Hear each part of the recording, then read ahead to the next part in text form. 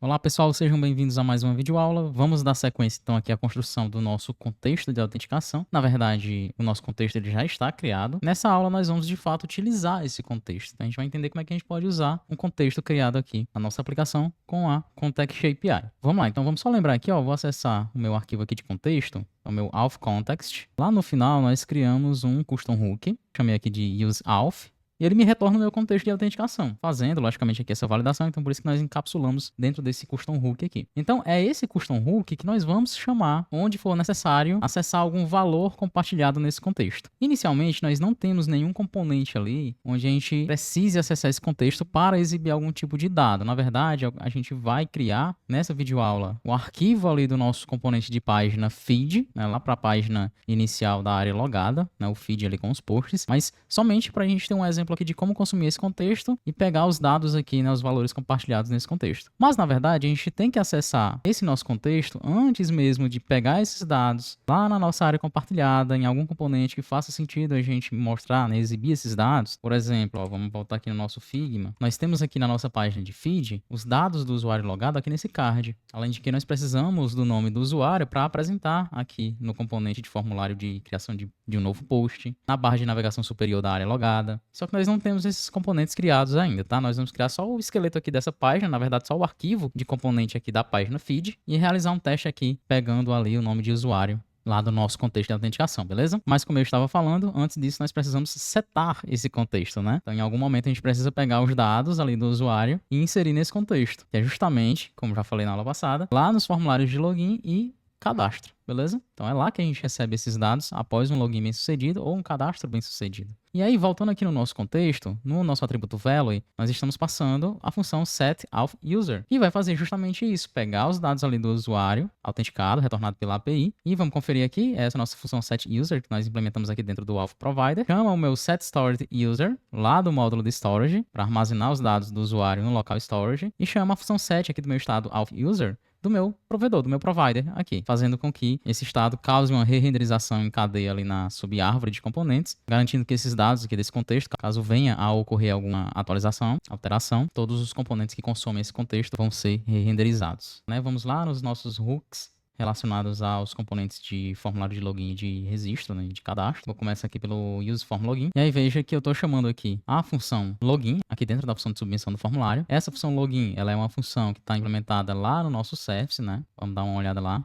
E aqui eu já tenho um erro, vamos ver o que é isso aqui. Tá, beleza. Nós mudamos, né, o nome do arquivo de storage, né, o módulo de storage para o token, né? Então agora não é mais auth.storage, é token.storage. É isso? Vamos dar uma olhadinha aqui. Os nossos storages, token.storage. E tá, o nome aqui da pasta storage, né? Nós mudamos também para storages. Show, belezinha. Mas vamos analisar aqui a função de login, né? Então, a função de login pega e-mail e senha, constrói aqui uma requisição, a nossa API, utilizando o nosso HTTP client do tipo post, e pega esses dados, armazenando lá no nosso local storage, né, o token, e retornando com os dados de resposta para o componente que chama, né, essa função de login, que no caso é o nosso useFormLogin. Mas vamos lá. Bom, então, beleza. Eu vou precisar, então, nesse ponto aqui, salvar esses dados no contexto. Então, o que eu posso fazer? Eu posso pegar esse retorno aqui da função login, tratar ele aqui dentro do meu useFormLogin, dentro do meu hook, viewModel aqui do formulário de login. Então, é isso que a gente vai fazer. Vamos lá. Então, aqui eu vou querer guardar o retorno dessa função login. Veja que eu não estava guardando em lugar nenhum, porque eu não estava utilizando aqui no meu useFormLogin. Mas agora eu vou precisar, então, vamos lá. Eu vou receber, ó, vamos voltar aqui, ó, um response data, né? Então, eu vou chamar aqui também de response data. E aí, esse login é uma função assíncrona, tá? Então, retorna um prompt, a gente tem que aguardar aqui a conclusão para poder, de fato, pegar o retorno e guardar dentro do nosso response data. E aí, o que é que eu vou fazer? Eu vou pegar os dados de usuário que foram retornados aqui no meu response data e armazenar no meu contexto. Como eu vou utilizar o contexto de autenticação aqui dentro do useFormLogin, eu preciso chamar ele aqui, tá? Então, eu vou aqui no começo da minha função useFormLogin. Pode ser logo após aqui o meu useNavigate. Então, eu chamo aqui o meu custom hook para usar o contexto. Então, useAuth, belezinha. Só que, logicamente, eu vou desestruturar aqui a minha função que, de fato, seta, né, os dados do contexto, que é a função setAuthUser, que nós já vimos lá, tá bom? Show de bola. Então, agora o que é que eu faço? Logo após pegar o retorno da minha função de login, lá do meu service, eu vou chamar a minha função setAuthUser, que eu acessei do contexto de autenticação, né, que eu consumi aqui. E eu passo para dentro dela um auth user, que é justamente os dados de usuário que foi retornado aqui pela API. Então, eu vou pegar o response data, ponto, e aí a gente passa o user. Show de bola. Feito isso, nós já vimos lá internamente no contexto. Então, essa função setAuthUser vai salvar os dados do usuário lá no local storage e vai atualizar o estado lá do componente provider desse contexto. Beleza? E é basicamente a mesma coisa que nós vamos fazer lá no nosso useFormRegister. Então, bora lá. Vamos para o nosso useFormRegister. E aí vamos procurar o nosso onSubmit. Então tá aqui. Vamos ver aqui, ó. Já tem um erro aqui de cara. Ele tá me dizendo que esse payload aqui tá ok. Ele tá indicando algum erro aqui na tipagem desse payload ou nos dados que a gente tá passando para ele. Tá, provavelmente porque a gente tá passando aqui student minúsculo e lá na tipagem a gente colocou, né? Nós modificamos na aula passada para padronizar com o retorno da API os valores possíveis aqui para o atributo role em maiúsculo. Então, se a gente for lá nos nossos tipos, bora aqui, ó, types, DTO. Então, esse atributo role nós mudamos para deixar tudo em maiúsculo. Inclusive, a gente pode fazer o seguinte, para melhorar isso daqui. Veja que eu estou repetindo aqui os mesmos valores aqui nessa tipagem para o atributo role, tanto aqui em user request DTO como em auth user. Então, o que a gente pode fazer? Ó? Aqui em cima, a gente pode criar um tipo, e aí vai ser um tipo interno mesmo, não vou exportar. Vou chamar de role, e eu vou dizer que ele vai ler do tipo literal, com 3 valores possíveis, tá? Então, basicamente, a gente troca aqui essa tipagem direta por... E aí, se a gente precisar alterar esses valores aqui, facilita, porque a gente não precisa ajustar essa tipagem em mais de um lugar, né? Então fica centralizado aqui. Beleza, agora vamos voltar lá, deixa eu fechar aqui, nosso useFormRegister, e aí vamos modificar isso aqui. Então aqui para a definição desse payload, a gente não vai comparar esse campo role com student minúsculo, a gente vai comparar com student maiúsculo. E aí, o TypeScript, ele era para deixar passar isso daqui. Deixa eu ver o que está acontecendo. Essa comparação parece não ser intencional, porque os tipos Technician e Student não têm sobreposição. Tá, vamos lá. Vamos ver aqui o que está acontecendo. Ah, legal. Provavelmente vai ser o nosso esquema lá de validação dos OD, tá? Então, vou aqui para o Register Schema. A gente vai ter aqui o campo role. Exatamente, ó, aqui tá tudo minúsculo, a gente vai passar maiúsculo, né? Belezinha. Então, para não ter conflito aí com a nossa tipagem definida lá no meu módulo de DTO, né? Belezinha. Voltando aqui, já vai passar aqui, não vai indicar nenhum erro. E aí, ainda em relação a isso, antes da gente voltar aqui de fato consumir o contexto aqui de autenticação dentro do nosso useFormRegister, vamos lá no nosso componente de fato, FormRegister, porque o nosso select lá de role, né, de perfil de acesso, de tipo de usuário, provavelmente nós colocamos lá os valores em caixa baixa, né? Inclusive aqui nessa lógica do campo curso, está comparando aqui role com student minúsculo. Vamos colocar em caixa alta. E lá no nosso select de role, aqui nos atributos value dos itens dentro desse select, vamos mudar também para caixa alta. Belezinha, resolvido esse pequeno problema aí, vamos voltar aqui para o nosso useFormRegister. E aí sim, veja que aqui eu estou chamando dentro do onSubmit a minha função register user lá do serviço relacionado a cadastro, né, de usuário. Então vamos acessar aqui, ó. Então tá aqui, funçãozinha register user, que manda uma requisição do tipo post lá para o endpoint auth/register, mandando os dados do usuário para ser cadastrado lá no nosso banco de dados. Pega o token retornado aqui em caso de sucesso, grava no nosso local storage e retorna com o response data lá para quem chamou, que no caso foi o nosso useFormRegister. E aí vamos aproveitar aqui para corrigir também a importação aqui do módulo de storage do token, né? Então, pastinha storages, não é auth.storage mais, é token.storage e belezinha. Então aqui, vamos armazenar o retorno dessa função. Eu vou chamar de response data mesmo. É uma função assíncrona, então vamos esperar aqui para a gente poder pegar esse retorno. E aí, com o retorno, mais uma vez, mesma forma, mesma coisa que nós fizemos lá em login. Vamos usar o contexto da autenticação aqui. Então, aqui no início da definição do meu componente, logo após aqui o navigate, eu vou desestruturar a função setAuthUser do meu useAuth, né, do meu contexto de autenticação. Belezinha. Aí vamos voltar no nosso onSubmit, após pegar o retorno da minha função registerUser, que bateu lá na API e devolveu os dados aqui para mim. A gente vai então chamar o setAuthUser, passando aqui de dentro do response data o nosso objeto de dados do usuário que foi cadastrado e retornado pela nossa API. Então, belezinha. Isso aqui já vai ser suficiente para a gente ter o nosso contexto definido e os valores setados ali quando eu fizer o login ou um cadastro ali bem sucedido, certo? Mas aí veja, após fazer um login ou cadastro bem sucedido, eu estou redirecionando o usuário lá para a rota feed, que nós não temos ainda criada. Vamos criar só para a gente testar aqui o consumo dos dados lá do contexto, tá bom? Porque veja que quando chegar nesse ponto aqui, onde o usuário vai ser redirecionado para feed, né, barra feed, o contexto já vai estar populado ali com os dados do usuário autenticado. Então aqui na nossa pastinha pages, vamos criar um novo arquivo de componente de página. Vai ser o nosso feed page.tsx. Vamos criar aqui a estrutura básica. E aí eu simplesmente vou, dentro aqui da minha página de feed, utilizar o nosso contexto Então, use auth. E veja que eu posso fazer isso porque essa minha página de feed, eu vou colocar lá dentro, né? Eu vou configurar uma rota para ela lá dentro do nosso objeto de roteamento. E lembrei que na aula passada nós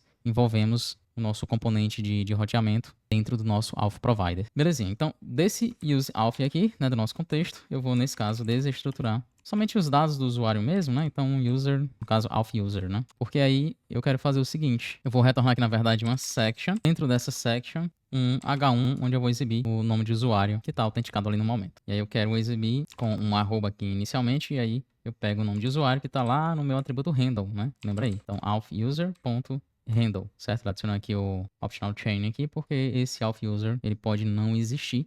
Ele está tipado como auth_user ou nulo, tá? Inicialmente a gente não vai ter esse contexto definido com os dados setados, então vai ser nulo se eu tentar acessar essa rota feed sem o contexto estar definido. Eu vou ter nulo aqui nesse auth user, então a gente precisa colocar o optional chain aqui. Embora nós vamos aprender a proteger as rotas, então o usuário só vai conseguir acessar essa página de feed quando ele fizer a autenticação.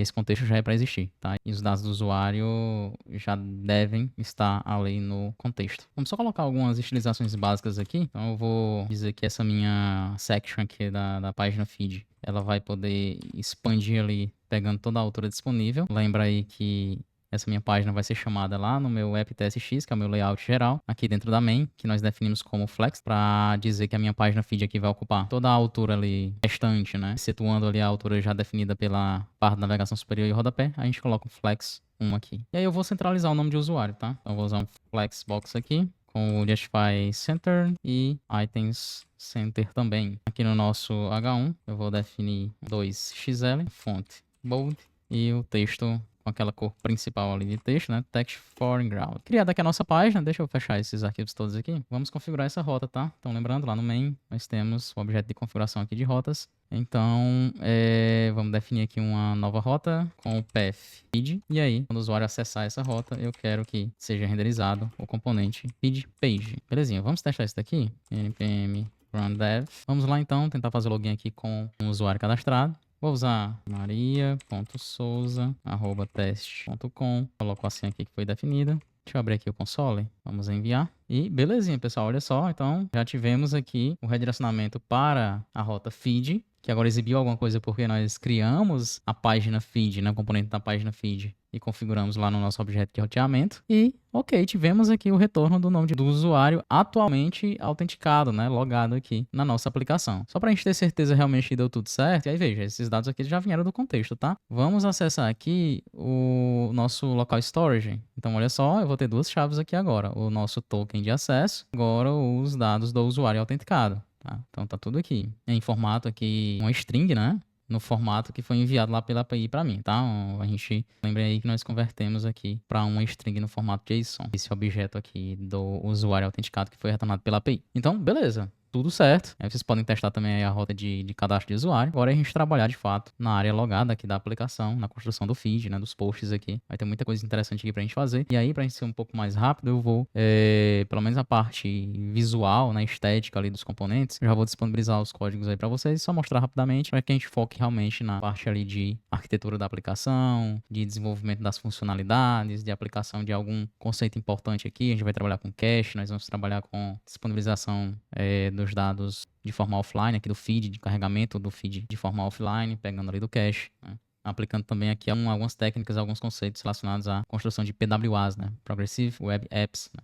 São aplicações ali web que a gente constrói de forma a proporcionar uma experiência mais próxima a uma aplicação nativa, né? E aí nisso a gente vai trabalhar um pouquinho também com ajustes aqui de responsividade, porque se a gente for olhar aqui direitinho como é que isso está se comportando, olha só, vou colocar na visualização de modo responsivo aqui, então veja que está quebrando aqui, tá? O nosso layout, tá? Não tá legal, não tá se adaptando. A gente vai trabalhar um pouquinho com isso também. E claro, né? A gente vai criar um layout diferente aqui para a área logada, né? Vocês percebem aqui que a gente tem a repetição da mesma barra de navegação, com os links aqui para entrar e criar conta, que não faz sentido aqui nesse caso. Aqui a gente vai querer que apareça o avatar aqui do usuário tá logado, pelo menos, né, colocar a opção ali dele realizar logout. Enfim, vamos avançando no desenvolvimento do nosso projeto, mas eu quero dar um foco realmente na parte mais de implementação da lógica aqui, tratamento dos dados, dos eventos, das requisições aqui, a API, né, enfim, a implementação das funcionalidades. Então essa parte mais estética, né, visual aqui dos componentes, eu vou abstrair bastante aqui para vocês. Já vou deixar os códigos base sempre no início de cada aula, que, né, relativo ao componente que nós vamos trabalhar naquela aula, para a gente focar de fato na parte arquitetural da aplicação e das funcionalidades ali da lógica por trás, tá bom?